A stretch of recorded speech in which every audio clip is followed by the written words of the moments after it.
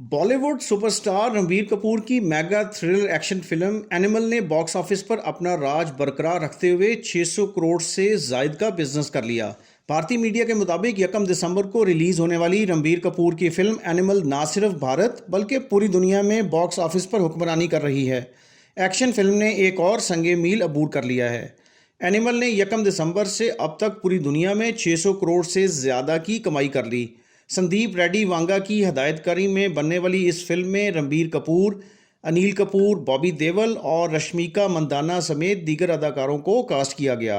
मद्दाहों को film animal का बेसब्री से इंतज़ार था, क्योंकि इस फिल्म के सनसनीखेज ट्रेलर ने रिलीज़ से पहले ही रणबीर कपूर के किरदार की दहशत फैला रखी थी।